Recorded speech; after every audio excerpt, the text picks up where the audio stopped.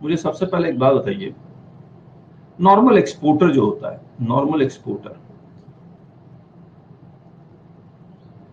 वो with payment और without payment, जो विदाउट पेमेंट की खास बात बताता हूं, विदाउट पेमेंट के लिए करता है तो इसमें कंडीशन है कि input and input services should be used in making the export, correct है?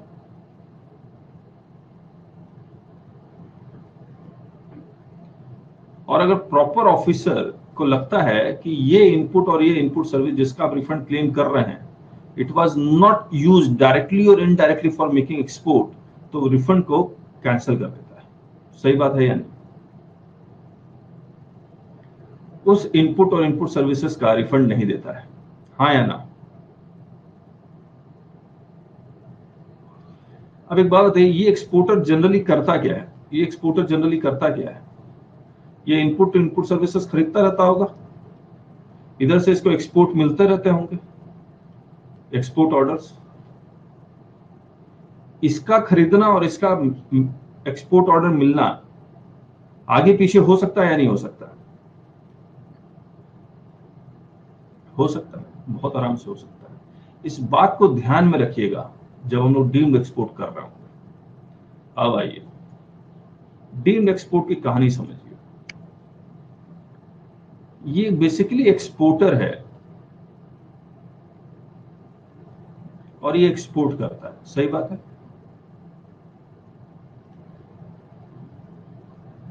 ये एक्सपोर्टर इंपोर्ट भी कर सकता है, किसका? क्या चीज इंपोर्ट करेगा? इनपुट कैपिटल गुड्स, और सर्विस भी कर सकता है, अभी सर्विस रहने देता है, इंपोर्ट कर सकता है और डोमेस्टिक प्रोक्योरमेंट भी कर सकता है, सही बात है?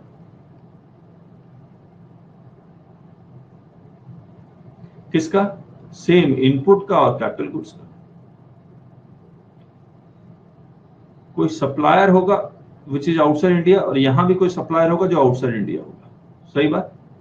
अब देखिए, जब वो इंपोर्ट करता था, जब वो इंपोर्ट करता है, तो हमने आपके साथ रूल 89 में कर रहे थे, एडवांस ऑथराइजेशन है, ईओयू है, इनका एंटायर टैक्स एग्जेम्प्ट है, बेसिक कस्टम ड्यूटी भी एग्जेम्प्ट है, प्लस आईजीएसटी प्लस सेस सब एग्जेम्प्ट है। याद है आपको, हमने किया था आपके साथ। लेकिन अगर वो जब डोमेस्टिक प्रोक्योरमेंट कर रहा है, तब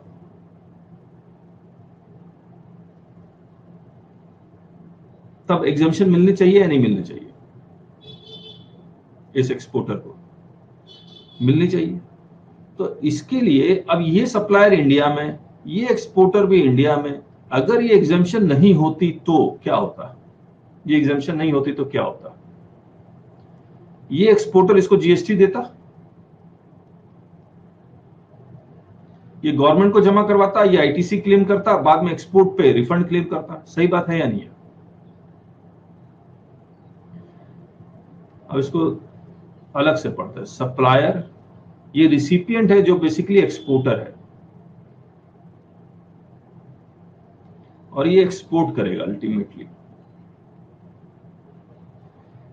ये डोमेस्टिक प्रोक्योरमेंट कर रहा है, डोमेस्टिक किस चीज का? इनपुट्स का और कैपिटल गुड्स का और इनपुट सर्विसेज का। तो हम लोग अभी इनपुट सर्विसेज हटा देते हैं। इनपुट सर्विस का करे करे, लेकिन एग्जामिशन इनपुट सर्विसेज का नहीं है। अब देखिए, सप्लायर इसको 100 + 10 = 110। गवर्नमेंट ने कहा कि अगर आपके पास एडवांस ऑथराइजेशन है तो इसको दे दो।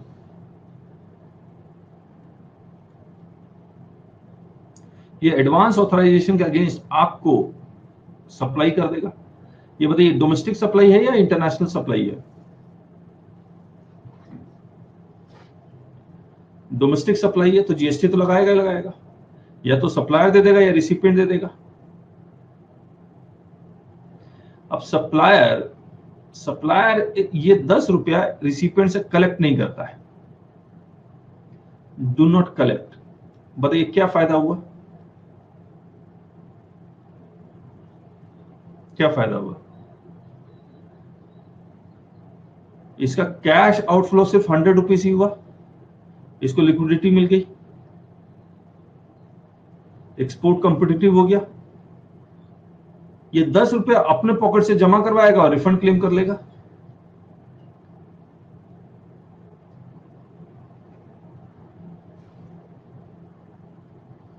है ना, या आईटीसी यूटिलाइज कर लेगा और क्या। सप्लायर डिपॉजिट करेगा,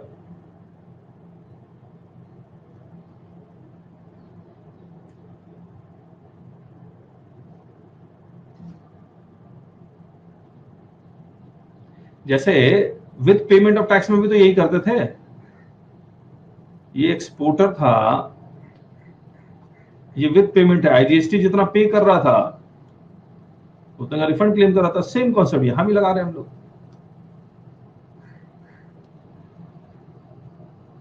इसको लिक्विडिटी मिल गई, करेक्ट है। तो ये जो ट्रांजैक्शन है इसी को डीम्ड एक्सपोर्ट कह रहे हैं।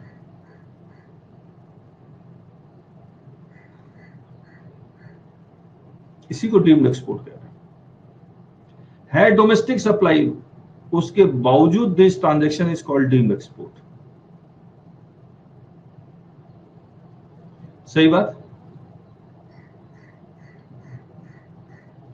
अब रिसिपिएंट कहता है कि मैं आईटीसी क्लेम करूंगा।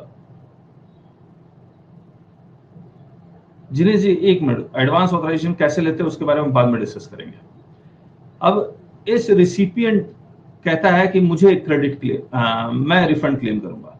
तो क्या होगा, ये सप्लायर 10 रुपया कलेक्ट कर लेगा इससे, ये आईटीसी क्लेम कर लेगा और फिर इसका रिफंड क्लेम कर लेगा ये। सही बात। ये जब एक्सपोर्ट करेगा तो ये रिफंड क्लेम विद पेमेंट या विदाउट पेमेंट?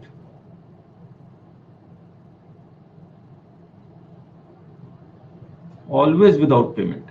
डीम्ड एक्सपोर्टर और मर्चेंट एक्सपोर्टर को ऑलवेज विदाउट पेमेंट। आया?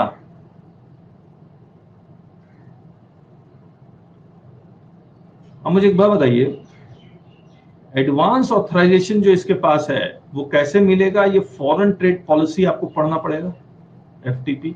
उसमें क्राइटेरिया दिया हुआ है। उसमें एक क्राइटेरिया है कि अगर आप एक्सपोर्ट 100 करोड़ का करेंगे तो हम आपको एडवांस ऑथराइजेशन देंगे वगैरह, कुछ कुछ क्राइटेरिया उसमें लिखा हुआ है। ठीक है। और this advance authorisation is like export incentive and that can be transferred also, यानी कि आप किसी से खरीद भी सकते हैं अगर आपके पास है नहीं तो। करेक्ट है। अब आइए, yes yes, import entitlement licence. अब तो लाइसेंस का जमाना चला गया, इसलिए ऑथराइजेशन बोल रहे हैं इसको।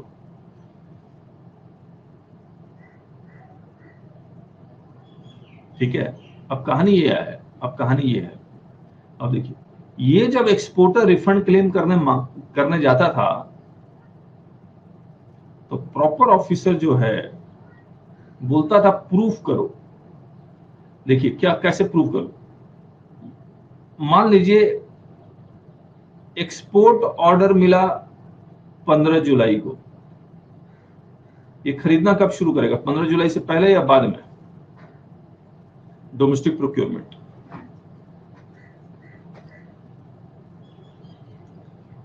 15 जुलाई को ऑर्डर मिला तो डोमेस्टिक प्रोक्योरमेंट वो खरीदेगा 15 जुलाई के बाद। मान लीजिए 16 जुलाई खरीदा, 18 जुलाई खरीदा, तो प्रॉपर ऑफिसर मान लेता था कि हाँ, these inputs are used in making export product।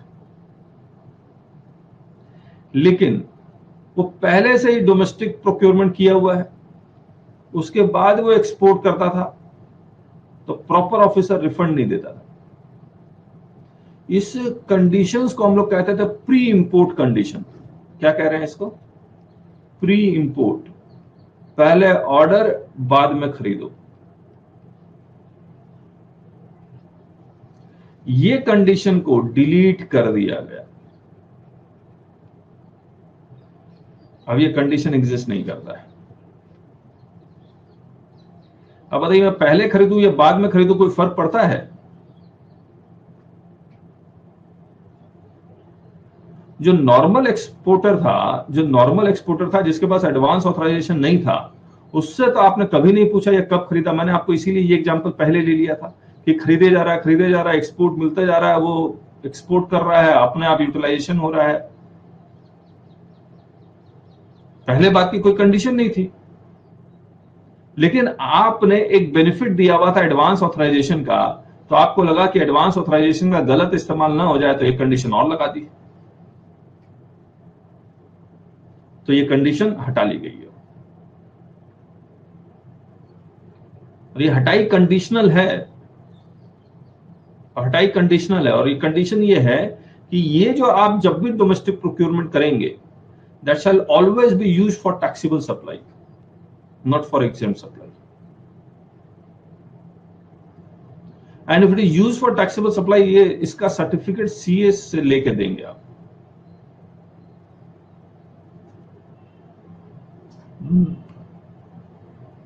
सही बात है, ये सब लिखा हुआ मैं अभी पढ़ेंगे हम।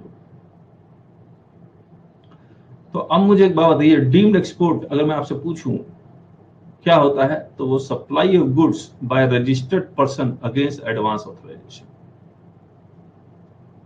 ठीक है, तो हम एक बार शुरू से पढ़ देता हूं। सेक्शन 147 डीम्ड एक्सपोर्ट का है, और इस सेक्शन 147 को पढ़ेंगे तो इसमें कुछ कंडीशंस लिखी हुई हैं। वो कंडीशंस क्या है वो देख लीजिए। वो कंडीशन ये है कि the government may on the recommendation of the council notify certain supplies of goods as deemed export. और उन्होंने कौन सी सप्लाई को डीम्ड एक्सपोर्ट को नोटिफाई किया? कौन सी सप्लाई को? इन्होंने बेसिकली कस्टम्स के साथ पैरेलल ड्रॉ कर लिया है। तो कस्टम्स में जो इंपोर्ट कर रहे थे इनपुट या capital goods against advance authorisation, वही पैरेलल उन्होंने ड्रॉ कर लिया डोमेस्टिक सप्लाई में। तो ये जितने भी कुछ हम लोग पढ़ेंगे नोटिफिकेशन में, वो कस्टम में एज इट इज एप्लीकेबल होते हैं। आया?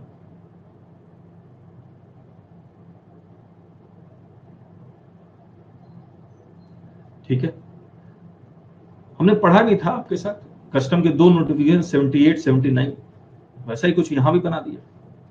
तो notify certain supplies of goods, as goods लिखा हुआ तो इनपुट्स और कैपिटल गुड्स दोनों आ गया। As deemed exports where goods supply do not leave India, तो डोमेस्टिक सप्लाई के बारे में बात कर रहे थे हम लोग। And payment for such supply received in either in Indian currency rupees और कन्वर्टेबल फॉरेन एक्सचेंज, उससे कोई फर्क नहीं पड़ता। If such goods are manufactured in India, if such goods are manufactured in India। हम इस एग्जांपल में बताइए, इसीलिए हमने पहले एग्जांपल ले लिया ताकि वो ये जो सप्लायर इस रिसिपिएंट को जो सप्लाई करेगा वो कौन से गुड्स होंगे?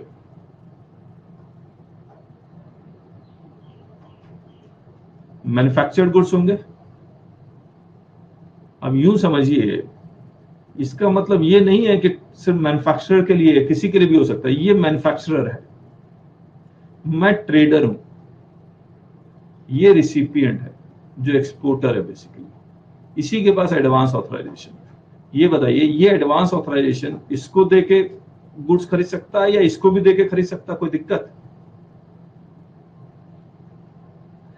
बस सवाल तो यही होना चाहिए कि कंडीशन यही है कि that goods should be manufactured in India. ये मैन्युफैक्चरिंग इन इंडिया कर रहा है, ये इसको बेच रहा है, ये इसको बेच रहा है। तो ये जो बेच रहा है that is that goods which are manufactured in India.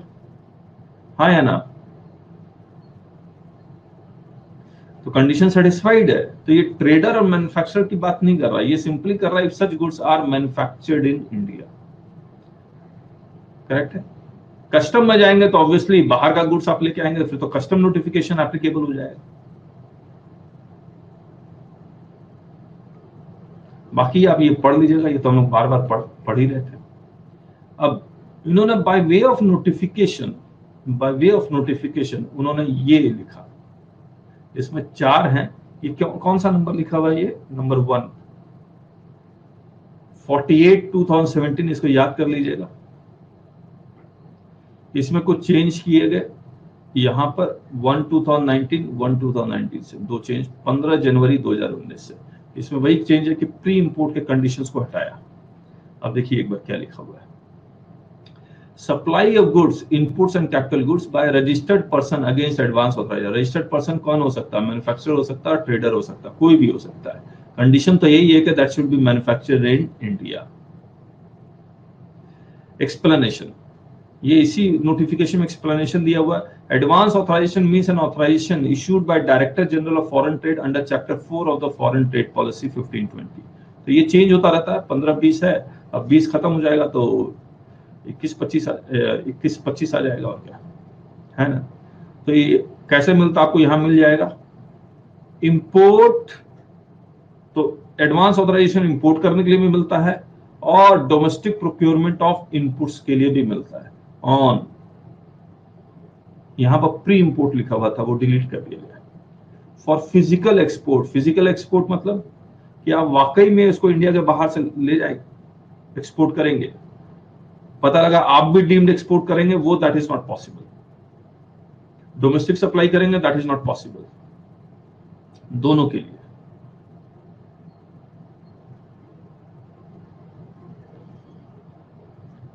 यहां इनपुट्स लिखा हुआ है, लेकिन दोनों के लिए इनपुट्स क्यों लिखा हुआ भगवान मालिक है, लेकिन दोनों के लिए। अच्छा, इनपुट्स यहां लिखा हुआ है, लेकिन यहां पर देखिए कैपिटल गुड्स के लिए अलग उन्होंने बनाया हुआ है। ये रहा,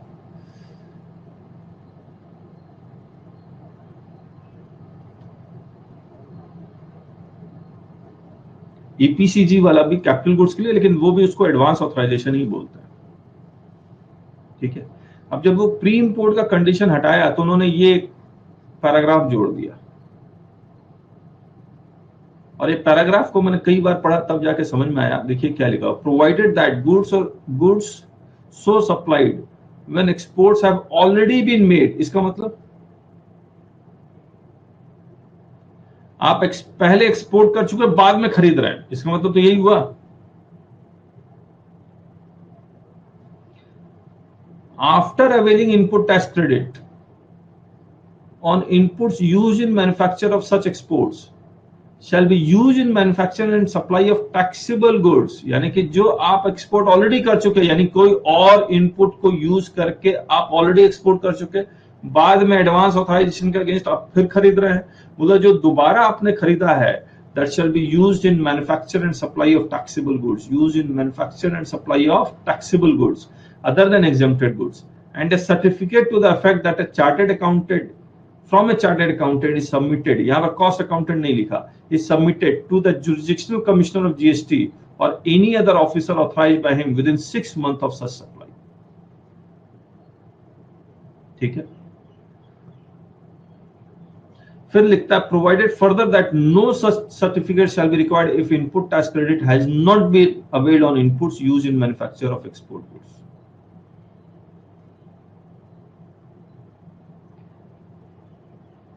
इसका मतलब क्या हुआ, कोई सर्टिफिकेट की जरूरत नहीं है कि if ITC has not been availed. अगर आपने आईटीसी अवेल ही नहीं किया उस इनपुट पे, फिर सर्टिफिकेट की जरूरत नहीं है। लेकिन अगर आप आईटीसी अवेल कर लेते हैं तो वो manufacture and supply of taxable goods के लिए ही होना चाहिए। आया, तो इंडस्ट्री डिमांड भी कर रही थी कि ये प्री इंपोर्ट के कंडीशन को हटाया गया, तो हटाया तो जरूर, लेकिन उन्होंने कुछ कंडीशंस लगा दिए। ये आप पढ़ लीजिएगा, वही सिनेरियो है जो हमने यहां पर लिखा है, और ये भी आप पढ़ लीजिएगा। पढ़ लेंगे या मैं पढ़ूं?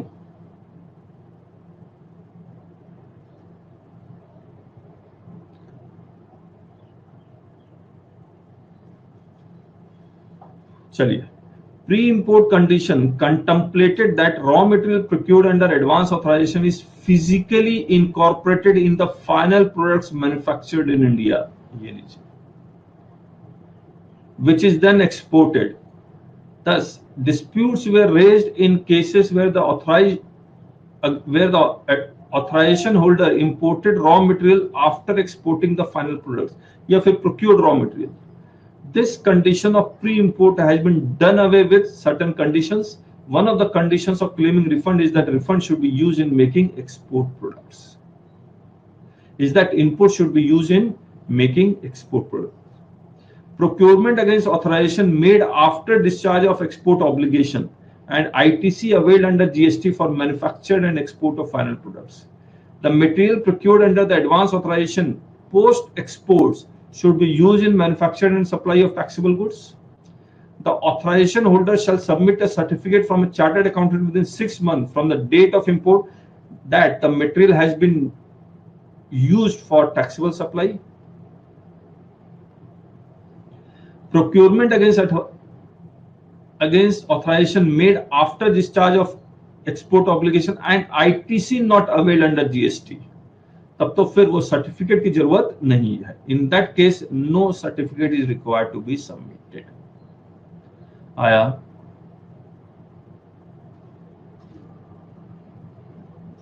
ओके. अब supply of capital goods by registered person against export promotion capital goods authorisation. तो इनपुट्स के लिए एडवांस ऑथराइजेशन अलग मिलेगा, कैपिटल गुड्स के लिए एडवांस ऑथराइजेशन अलग मिलेगा. ये यहां पर उन्होंने क्या होता है, ये भी चैप्टर 5 में, इनपुट्स के लिए चैप्टर 4 में था, ये चैप्टर 5 में. सही बात. अब supply of goods by registered person to export oriented unit, तो ऑब्वियसली ये एफटीपी में ही, फॉरेन ट्रेड पॉलिसी में ही क्राइटेरिया लिखी हुई है कि किस यूनिट को हम लोग एक्सपोर्ट ओरिएंटेड यूनिट मानेंगे.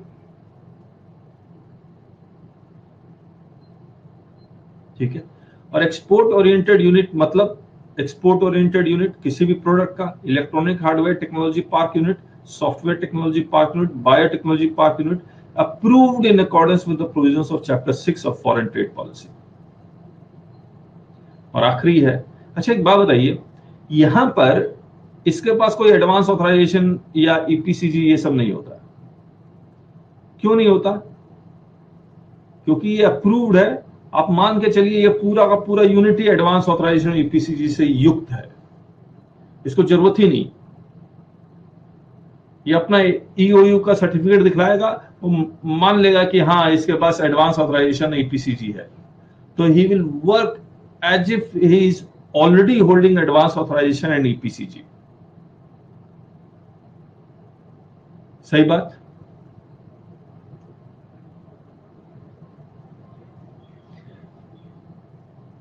अब ये जो मैंने बोला है इसका मतलब है, मान लीजिए सप्लायर और ये रिसिपिएंट, ये इसके पास एडवांस ऑथराइजेशन है, ये इसको देता है, तो इसके थोड़ा बहुत विश्वास हो जाता है कि हाँ इसको विदाउट पेमेंट ऑफ टैक्स में सप्लाई कर सकता हूं.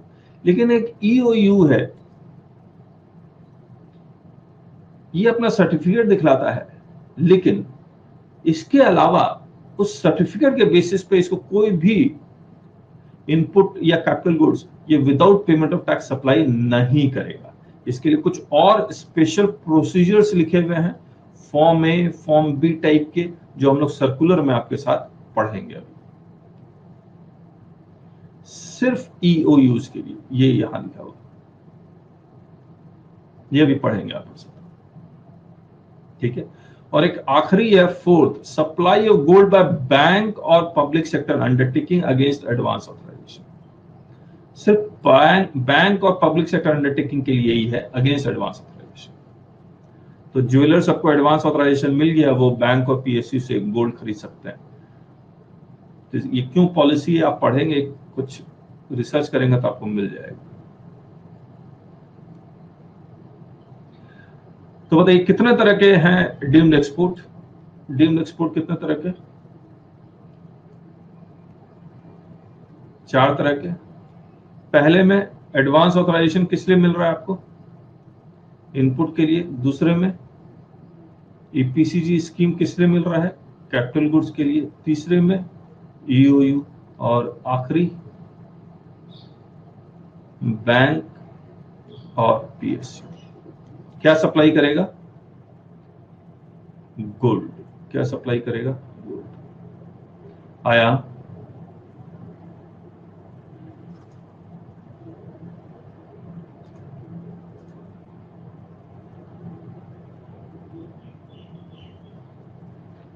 फिर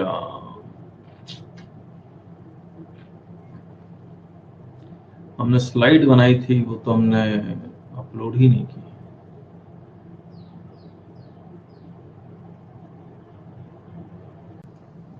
चलिए, तो ये स्लाइड में आपको बता देता है ये कैसे काम कर रहा है। ये ईओयू के लिए, बाकियों के लिए नहीं है, सिर्फ ईओयू के लिए। देखिए ईओयू क्या करता है कि ईओयू को अगर कोई कैपिटल गुड्स या इनपुट्स प्रोक्योर करना पड़ता तो वो फॉर्म ए भरता है। ये सर्कुलर का ही हिस्सा है। सर्कुलर आया है, क्या है सर्कुलर? हमने नीचे लिखा है नंबर 1, सॉरी, ये रहा 6/11/2017 का। इसमें सारी कुछ लिखी हुई है। और अब यहां देखिए, तो ये फॉर्म ए जो इसका डेवलपमेंट कमिश्नर होता है उसी वही इशू करता है या अप्रूव करता है, कुछ ना कुछ करता है। इसको पढ़ लेंगे। तो form A it will be use for placing order. तो जो फॉर्म ए भरेगा, मैं आपको फॉर्म ए दिखलाता हूं। तो ये फॉर्म ए है, उसी सर्कुलर में ही, सर्कुलर के अंदर ही मिलेगा ये फॉर्म ए आपको। और इस पे ऑब्वियसली सीरियल नंबर ये सब होगा, running serial number.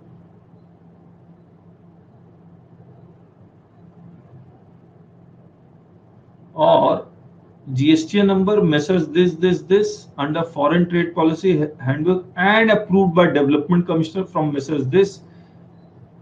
Such supplies on receipt would be used in manufacturing of goods or rendering services by us. We would be abide by the procedure set out in circular number this.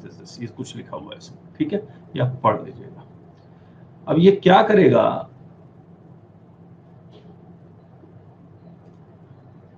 ये form ए एक इस supplier को दे देगा और इसके जुरिडिक्शनल officer को भी दे देगा। करेक्ट है? और अपने जुरिडिक्शनल ऑफिसर को भी भेज देगा। तो ये फॉर्म में 3 जगह जा रहा है, सप्लायर को, जो गुड सप्लाई करेगा, इसके जुरिडिक्शनल ऑफिसर को, और अपने जुरिडिक्शनल ऑफिसर को कि मैंने एक ऑर्डर प्लेस किया है। तो बहुत पुराना आउटडेटेड किस्म का ये कॉन्सेप्ट है जो चला आ रहा है। तो जब शायद SCZ टाइप का ऑनलाइन कॉन्सेप्ट शुरू हो जाएगा तो ये सब बंद हो जाएगा, लेकिन फिलहाल तो यही है। और ये इसको गुड सप्लाई कर देगा। अब जब गुड सप्लाई करेगा तो टैक्स कलेक्ट कर लिया तब ये रिफंड क्लेम करेगा, टैक्स नहीं कलेक्ट किया तो सप्लायर रिफंड क्लेम करेगा। सही बात है या नहीं है? अब ईओयू ने कहा है कि जो मैंने गुड्स खरीदे हैं that will be used in manufacturing of goods or rendering of services by us, so that will be used. अब आइए देखिए आगे, तो वो यूज हो रहा है या नहीं हो रहा है, तो उसके लिए फॉर्म बी बनाएगा और इसमें सारा डेटा मेंटेन करेगा, सारा इनकमिंग इनवर्ड का। और ये जो भी डेटा मेंटेन होगा वो अपने जुडिशियल ऑफिसर को 10th of every month ये फॉर्म बी देता रहेगा। करेक्ट है?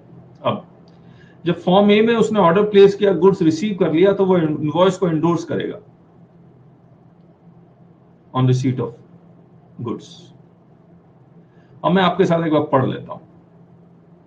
तो बेसिकली क्या क्या है, फॉर्म ए 3 जगह जाएगा, फॉर्म बी में डेटा मेंटेन करेगा जो जुडिशियल ऑफिसर को जाएगा, और जब भी गुड्स और सर्विसेज रिसीव करेगा तो उसको एंडोर्स करेगा। बस। अब मैं आपको फॉर्म ए दिखला दिया, फॉर्म बी दिखला देता हूं। ये form B, date of prior intimation given for procuring of deemed export supply, ये देख लीजिए, prior details of registered person, jurisdictional GST, invoice number, details of supply received, amount of GST paid, date of क्या है, sending endorsed copy of tax invoice by EOU। ये पूरी कहानी है। अब 3 जगह जाएगा, फॉर्म ए 3 जगह जाएगा, फॉर्म बी में डेटा मेंटेन करेगा जो जुडिशियल ऑफिसर को जाएगा, और जब भी गुड्स और सर्विसेज रिसीव करेगा तो उसको एंडोर्स करेगा। बस। अब मैं आपको फॉर्म ए दिखला दिया, फॉर्म बी दिखला देता हूं। ये फॉर्म बी, और ये नीचे। तो जब आप प्रैक्टिकल करेंगे तो और स्टडी कर लीजिएगा, फिलहाल हम लोग एक बार थ्योरी में ध्यान दे दें। The recipient shall give prior intimation in the prescribed pro forma in Form A appended herewith bearing a running serial number containing the goods to be procured as pre-approved by the development commissioner। तो मैं जो बोल रहा था ना form ए, वो development commissioner issue करवाएगा, जो जैसे पुराने जमाने में फॉर्म सी हुआ करता था, वैसा ही कुछ ये फॉर्म ए है।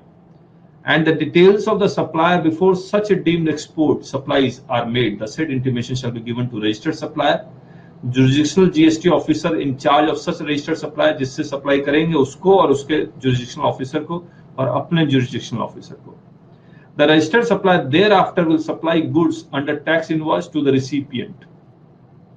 On receipt of such supply, unit shall endorse the tax invoice endorse करेगा and send a copy of the endorsed tax invoice to registered supplier, jurisdictional GST officer and jurisdictional GST। तो ये इतना ज्यादा तामझाम है, बंद होना चाहिए आज के लैपटॉप और ऐप के जमाने में। ये एंडोर्स करेगा फिर इन सबको जाएगा। एक आदमी सिर्फ इसी के लिए बैठाया हुआ होगा। The endorsed tax invoice will be considered as proof of deemed export supply by the registered person to EOU. The recipient unit shall maintain records of such deemed export supply in digital based upon data elements contained in Form B appended thereof. The software for maintenance of digital records shall incorporate the feature of audit trail, यानी कुछ delete हो गया तो उसका मिल जाए क्या delete हुआ, तो वो सॉफ्टवेयर अच्छी कंपनी का होना चाहिए। तो ये आप पढ़ लीजिएगा, मैं नहीं पढ़ रहा। A digital copy in Form B, अच्छा हुआ ना डिजिटल कॉपी लिखा हुआ है, containing transactions for the month shall be provided to jurisdictional GST officer each month by the 10th of the month in a CD or pen drive as convenient to the said unit। ये अच्छा है लिखा हुआ as convenient to the said unit, नहीं तो पता लगता है as convenient to the proper officer, तो proper officer हार्ड कॉपी मांगवा रहा था। ठीक है, तो ये हमने कंप्लीट कर दिया। ये वही सारा कुछ है जो हम लोग पहले से पढ़ते आ रहे हैं। कौन रिफंड क्लेम करेगा, सप्लायर करेगा या रिसिपिएंट करेगा, उसके कंडीशंस क्या है।